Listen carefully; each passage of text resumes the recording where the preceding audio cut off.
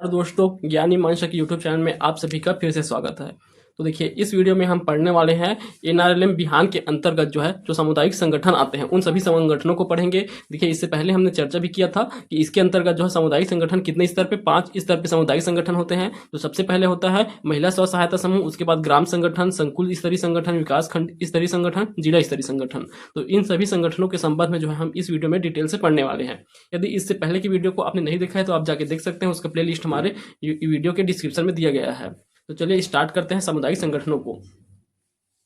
देखिए, राष्ट्रीय ग्रामीण आजीविका मिशन अंतर्गत निम्नलिखित सामुदायिक संगठनों का गठन किया जा रहा है, जिसमें पहला है महिला स्व सहायता समूह। तो देखिए, ये स्व सहायता समूह के रूप में देख सकते हैं, महिला स्व सहायता भी हो सकता है, दिव्यांग समूह भी हो सकता है। तो पहला होता है स्व सहायता समूह। इसके संबंध में हमने पूरा डिटेल जो है इससे पहले की वीडियो में देखे हैं। देखिए, जो यूनिट 3 का पहला वीडियो है पूरा स्व सहायता समूह के ऊपर बना हुआ है, तो उसमें आप जाके देख सकते हैं, पूरा डिटेल से स्व सहायता समूह को पढ़े हैं। इस वीडियो में हम मुख्य रूप से एक ग्राम संगठन से लेकर जिला स्तरीय संगठन तक के सबको डिटेल से पढ़ेंगे। तो देखिए, दूसरा स्तर कौन सा हो गया? ग्राम संगठन। ग्राम संगठन को देखेंगे अभी। उसके बाद संकुल स्तरीय संगठन होता है, विकास खंड स्तरीय संगठन, और पांचवा होता है जिला स्तरीय संगठन। तो देखिए, अगर इसके पद सोपान को देखें तो इसका सोपान देखिए तो इसका कहां से रहेगा? स्व सहायता समूह से लेकर के जो है ग्राम संगठन, संकुल स्तरीय संगठन, ब्लॉक संगठन होते हुए जिला संगठन तक की इसका स्तर दिखाई देता है हमें। ठीक, तो इसमें देख लीजिए, अगर आप इस पिरामिड के माध्यम से अगर देखें तो देखिए, स्व सहायता समूह जो है एक ग्राम संगठन के अंतर्गत आने वाले जो है समूह होते हैं। तो ग्राम संगठन जो है इतना 15 से 20 स्व सहायता समूह जो है आते हैं एक ग्राम संगठन में। ठीक, तो एक ग्राम संगठन के अंतर्गत 15 से 20 स्व सहायता समूह होते हैं। और स्व सहायता समूह के समस्त पदाधिकारी इसके अंतर्गत आएंगे। स्व सहायता समूह सभी सदस्य, सभी पदाधिकारी इसके अंतर्गत आते हैं। अब देखिए, संकुल स्तरीय संगठन में जो है 10 ग्राम संगठनों को मिलाकर के संकुल स्तरीय संगठन बनाया जाता है। अर्थात ये जो है 10 गांवों का समूह है, कह सकते हैं हम, संकुल स्तरीय संगठन। उसके बाद ब्लॉक संगठन, इसमें 4 संकुल स्तरीय संगठनों को एक ब्लॉक संगठन के रूप में बनाया जाता है। ठीक, तो एक ब्लॉक में कितने? 4 संकुल स्तरीय संगठन रहेंगे। ठीक, और एक संकुल संगठन में 10 ग्राम संगठन होते हैं। तो इनकी संख्याओं को आपको याद रखना है। और एक ग्राम संगठन में 10 से लेकर 20 तक के स्व सहायता समूह होते हैं। देखिए, इस स्व सहायता समूह के संबंध में याद रखेंगे, एक ग्राम संगठन में वही जो है भारत सरकार की मिनिस्ट्री ऑफ रूरल डेवलपमेंट, इसकी वेबसाइट में जो है इसकी संख्या कितना बताया गया है? स्व सहायता समूह एक ग्राम संगठन में स्व सहायता समूह की संख्या जो है 5 से 20 बताया गया है। जो यहाँ 15 से 20 है उसे 5 से 20 बताया गया है। ठीक, उसके बाद फिर एक जिला स्तर पर जिला संगठन होता है। ये हर जिले के लिए एक होता है। ठीक, जिला स्तर पर जिला संगठन।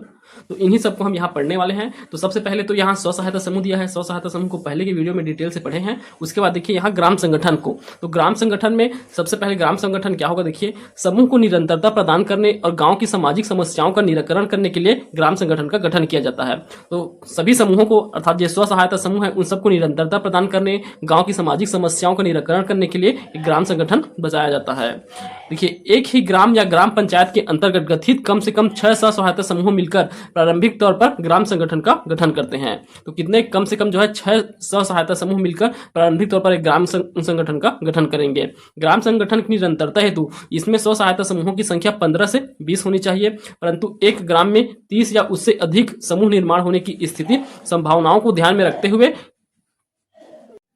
2 ग्राम संगठनों का निर्माण किया जा सकता है। तो इसके लिए जो है 2 क्या बनाए जा सकते हैं? अगर 30 से अधिक है, 30 से अधिक क्या है? स्व सहायता समूह है, तो उसके लिए जो है 2 से एक गांव में जो है 1 से अधिक अर्थात 2 ग्राम संगठन बनाए जा सकते हैं। देखिए, यदि ग्राम में 6 से कम समूह बनते हैं तो वह नजदीक परिस्थितियों को ग्राम के समूहों के साथ मिलकर ग्राम संगठन बना सकते हैं। अब चलिए देखिए, ग्राम संगठन की सामान्य सभा। तो ग्राम संगठन की सामान्य सभा, जनरल बॉडी क्या होंगे? तो समूह के सभी सदस्य, ग्राम संगठन में शामिल सभी समूहों के सभी सदस्य मिलकर ग्राम संगठन की सामान्य सभा कहलाते हैं। इसके लिए बैठक का संचालन ग्राम संगठन के अध्यक्ष द्वारा किया जाएगा। बैठक त्रैमासिक या 6 मासिक रूप से आयोजित किया जाता है। 3 माह में एक बार या 6 माह में एक बार ऐसे आयोजित किया जाएगा। शामिल प्रतिनिधि में बैंक के अधिकारी, पंचायत के प्रतिनिधि भी इसके अंतर्गत शामिल होते हैं इस बैठक में। इसका नामकरण देखिए, ग्राम संगठन का नामकरण ग्राम संगठन की सामान्य सभा के द्वारा किया जाता है। तो इसका नाम जो है सामान्य सभा में ही किया जाएगा। उसके बाद देखिए इसकी कार्यकारिणी समिति। तो ग्राम संगठन में शामिल सभी समूहों के अध्यक्ष एवं सचिव मिलकर ग्राम संगठन की कार्यकारिणी कहलाते हैं। तो इसका जो एग्जीक्यूटिव कमेटी होते हैं इसका ग्राम संगठन के, उसमें कौन रहेंगे? तो सभी स्व सहायता समूह है उसके अध्यक्ष और सचिव, ये सभी मिलकर जो है कार्यकारिणी समिति बनाते हैं। इसके पदाधिकारी में, कार्यकारिणी समिति में अपने दिन प्रतिदिन के कार्यों के लिए 5 पदाधिकारी को चयन किया जाता है। तो 5 पदाधिकारी सबसे पहले तो अध्यक्ष होंगे, दूसरा उपाध्यक्ष, तीसरा कोषाध्यक्ष, चौथा सचिव और 5वां उप सचिव। तो ये 5 पदाधिकारी बनाए जाते हैं ग्राम सभा के कार्यकारिणी समिति में। इसकी बैठक जो है माह में एक बार आयोजित किया जाता है, माह में कम से कम एक बार होना अनिवार्य है इनकी बैठक। कार्यकारिणी समिति की बैठक से सदस्य यू आकार में बैठते हैं, तो इनका जो मीटिंग होता है यू आकार के टेबल में मीटिंग किया जाता है। इस प्रकार यहाँ अध्यक्ष है, इधर जो है सदस्य रहते हैं, ठीक। तो इस प्रकार यू आकार के बैठक किया जाता है। देखिए बैंक खाते का संचालन ग्राम संगठन के नाम पर बचत खाता खोला जाता है, जिसका संचालन ग्राम संगठन के कार्यकारिणी समिति द्वारा प्रस्ताव उपरांत ग्राम संगठन के 5 पदाधिकारियों में से 3 पदाधिकारी जैसे कि अध्यक्ष हो गए, सचिव, कोषाध्यक्ष, इन्हीं 2 के संयुक्त हस्ताक्षर से किया जाता है। तो इनके बैंक खाते का भी संचालन जो है 5 पदाधिकारियों में से 3 पदाधिकारी चुने जाते हैं, अध्यक्ष, सचिव और कोषाध्यक्ष। इन तीनों में से किसी 2 के जो है हस्ताक्षर से ही ग्राम संगठन के जो बैंक खाता है उसमें से पैसे को निकाला या जमा किया जा सकता है, ठीक। अब चलिए इसके बाद देखिए ग्राम संगठन की उप समिति। तो इसमें उप समिति भी बनाया जाता है, जिसमें पहला है पर्यवेक्षक या निगरानी उप समिति, दूसरा है बैंक लिंकेज उप समिति और तीसरा है सामाजिक मुद्दे की उप समिति। तो ये 3 उप समितियों का गठन किया जाएगा। प्रत्येक उप समिति में 2 से 4 सदस्य होते हैं। आवश्यकता अनुसार ग्राम संगठन अन्य उप समिति का भी गठन कर सकते हैं। ये 3 अनिवार्य उप समिति होती है। इनके अलावा जो है अगर आवश्यकता हो तो और भी उप समिति गठित किया जा सकता है ग्राम संगठन के माध्यम से। देखिए ग्राम संगठन के संबंध में महत्वपूर्ण तथ्यों को याद रखेंगे। ग्राम संगठन से प्राप्त स्टार्टअप राशि ये कितना होता है, 35,000 रुपए अनुदान के रूप में दिया जाता है। तो ग्राम संगठन को स्टार्टअप राशि के रूप में 35,000 दिया जाएगा अनुदान के रूप में। ग्राम संगठन को प्राप्त आपदा कोष, तो आपदा कोष कितना दिया जाता है, 1,20,000 रुपए से 1,80,000 रुपए तक के दिया जाता है आपदा कोष। और ग्राम संगठन की सदस्यता इनका अंशदान जमा करके जो है इसकी सदस्यता लिया जा सकता है। इसकी सदस्यता अगर किसी को लेना है तो इसका अंशदान जमा करना होता है। ग्राम संगठन बैठक में समूहों का सामाजिक प्रतिवेदन के अनुसार समीक्षा एवं ग्रेडिंग करते हैं। ग्राम संगठन अपने से जुड़े हुए समूहों की आर्थिक आवश्यकताओं की पूर्ति हेतु संकुल स्तरीय संगठन या वित्तीय साधनों एकत्र कर समूहों की सूक्ष्म ऋण योजना के अनुसार ऋण प्रदान करते हैं। तो इन्हीं के माध्यम से जो है स्व सहायता समूहों को आवश्यकता अनुसार ऋण उपलब्ध कराया जाता है।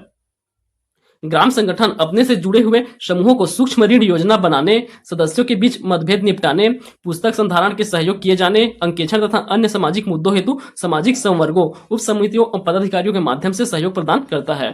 ग्राम संगठन अपने से जुड़े हुए समूहों को सहयोग प्रदान करने के एवज में समूह की आयु एवं परिपक्वता के आधार पर सेवा शुल्क भी ले सकता है। ग्राम संगठन स्तर पर प्रमुख सामुदायिक संवर्ग यथा सक्रिय महिला, ग्राम संगठन सहायिका आदि होते हैं। तो इसमें जो है प्रमुख सामुदायिक संवर्ग में जैसे सक्रिय महिला होंगे, ग्राम संगठन की सहायिका, ये सभी इसके अंतर्गत रहते हैं। अब देखिए इसमें जो सक्रिय महिला होते हैं और ग्राम संगठन में सहायिका, ये सब के संबंध में दिया गया है। तो देखिए सक्रिय महिला गांव के विकास के लिए अपना योगदान एवं समय देने में सक्षम तथा इच्छुक हो, उन्हें सक्रिय महिला कहते हैं। प्रत्येक ग्राम संगठन में 2 सक्रिय महिला होती हैं, जिनका मानदेय ग्राम संगठन द्वारा दिया जाता है। तो 2 सक्रिय महिला रखा जाता है प्रत्येक ग्राम संगठन में, और उनका मानदेय भी किनके द्वारा दिया जाएगा, सक्रिय महिला। मानदेय कितना दिया जाता है, 3,000 रुपए प्रति माह दिया जाता है। ये भी योजना के माध्यम से दिया जाएगा, 3,000 रुपए प्रति माह सक्रिय महिलाओं को। और वही दूसरा पोस्ट क्या है, दूसरा है ग्राम संगठन की सहायिका, विलेज ऑर्गेनाइजेशन असिस्टेंट। तो इसका चयन जो है ग्राम संगठन की सामान्य सभा के द्वारा किया जाएगा। ग्राम संगठन से जुड़े सभी समूहों के पुस्तक संचालकों में से किसी एक पुस्तक संचालक को ग्राम संगठन सहकारिता के रूप में चुना जाएगा। देखिए बुक कीपर को चुना जाता है। तो स्व सहायता समूह में जो बुक कीपर रहते थे, बुक कीपर उन्हें ही जो है इसमें क्या ग्राम संगठन सहायिका के रूप में चुना जाता है। इसके लिए पात्रता क्या होगा, स्व सहायता समूहों के पुस्तक संचालकों में से ऐसे पुस्तक संचालक जिनको 75 बैठक लिखने का अनुभव हो। तो देखिए कम से कम 75 बैठक लिखने का अनुभव हो, जिनका समूह नियमित रूप से पंचसूत्र का पालन कर रहा हो, जिनके मन में गरीबों के प्रति मान सम्मान की भावना हो, इन्हें जो है क्या ग्राम संगठन सहायिका बनाया जाता है। इनका मानदेय 500 रुपए प्रति माह रहता है, योजनाओं के माध्यम से दिया जाएगा।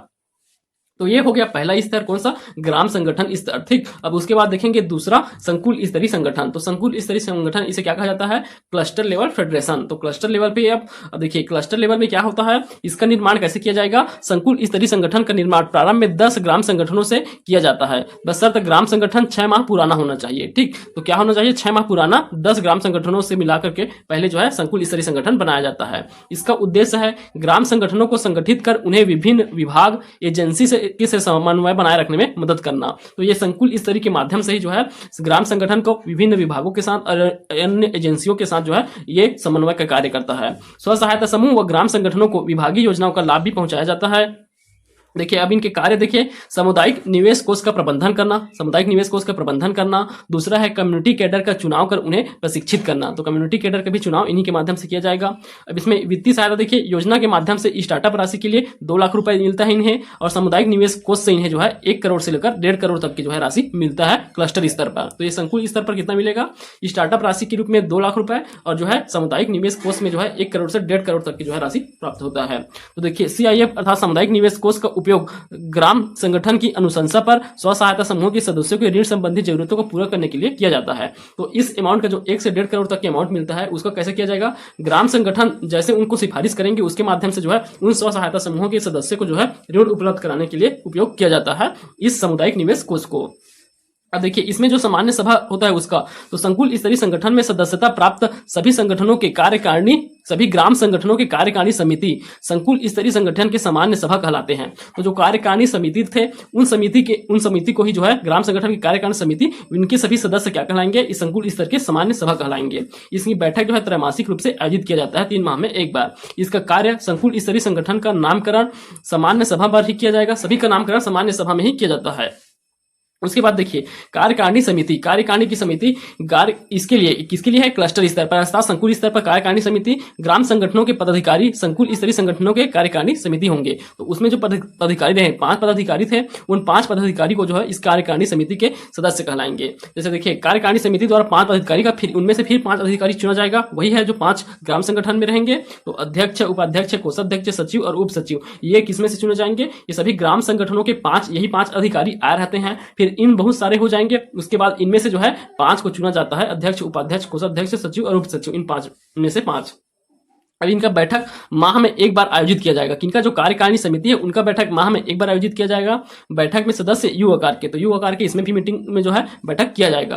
अब बैंक खाते का संचालन, तो इसमें भी बैंक खाते का संचालन सेम रहेगा। कार्यकारिणी समिति में 5 पदाधिकारियों में से 3 पदाधिकारी जिसमें अध्यक्ष, कोषाध्यक्ष और सचिव होते हैं, इनमें से किन्हीं 2 के संयुक्त हस्ताक्षर से ही जो है बैंक खाते का संचालन किया जाएगा। इसके अंतर्गत भी 3 उप समिति बनाया जाता है। 3 उप समिति सेम है जैसे ग्राम संगठन में था। तो देखिए इसमें पर्यवेक्षक एवं निगरानी उप समिति, दूसरा है बैंक लिंकेज उप समिति और तीसरा सामाजिक मुद्दे और कार्य उप समिति होते हैं। देखिए प्रत्येक उप समिति में आवश्यकता अनुसार 3 से 4 सदस्य होते हैं। ग्राम संगठन की कार्यकारिणी समिति की संरचना के समान ही संकुल स्तरीय संगठन की कार्यकारिणी समिति भी होती है। तो सेम संरचना है दोनों का, ग्राम संगठन का और संकुल स्तरीय संगठन का।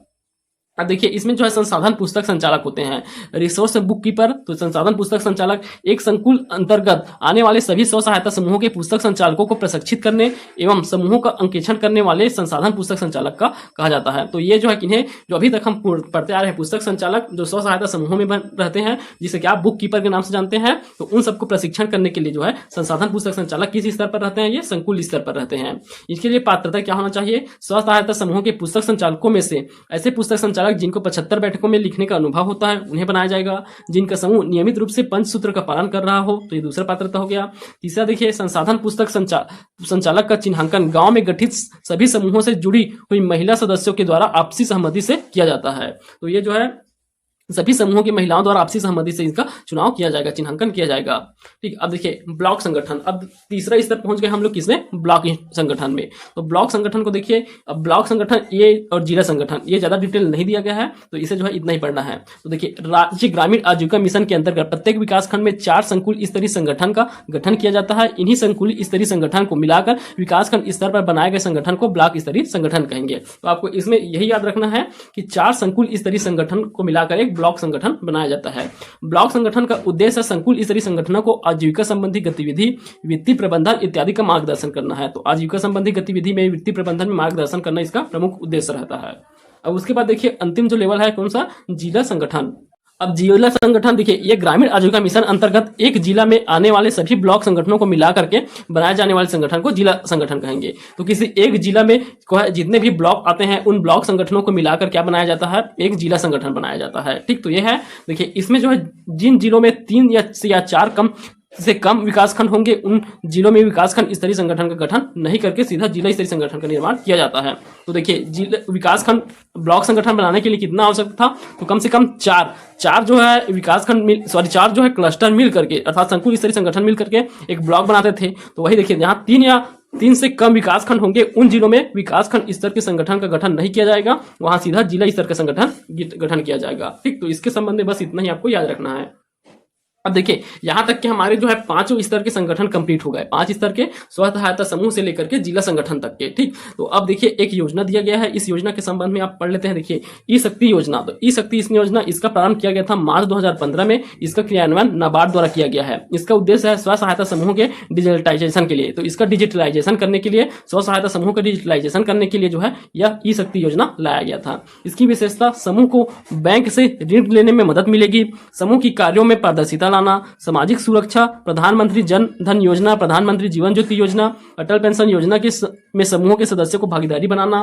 देखिए इसमें जो है ई शक्ति योजना प्रारंभ में पायलट प्रोजेक्ट के तौर पर रामगढ़, झारखंड के रामगढ़ में व महाराष्ट्र के धुली से प्रारंभ किया गया था। तो ई शक्ति योजना को जो है देश में सबसे पहले पायलट प्रोजेक्ट के रूप में झारखंड के रामगढ़ और महाराष्ट्र के धुली से प्रारंभ किया गया था। ठीक, मार्च 2015 में प्रारंभ किया गया। ई शक्ति योजना नाबार्ड द्वारा क्रियान्वित किया जाता है। इसका क्या है, इसका संबंध स्व सहायता समूह को डिजिटलाइजेशन करने से संबंधित है। ठीक, तो इस वीडियो में हम यहां तक की पढ़ते हैं। फिर अगले वीडियो में जो है इस यूनिट का जो है अंतिम टॉपिक पढ़ेंगे, छत्तीसगढ़ सोसाइटी रजिस्ट्रेशन अधिनियम 1973। तो इसे जो है हम अगले वीडियो में कंप्लीट करेंगे। इस वीडियो में हम यही करते हैं। तो आपको अगर हमारा वीडियो पसंद आया तो वीडियो को लाइक कीजिए, अपने दोस्तों में शेयर कीजिए और चैनल को सब्सक्राइब करना ना भूलें। धन्यवाद।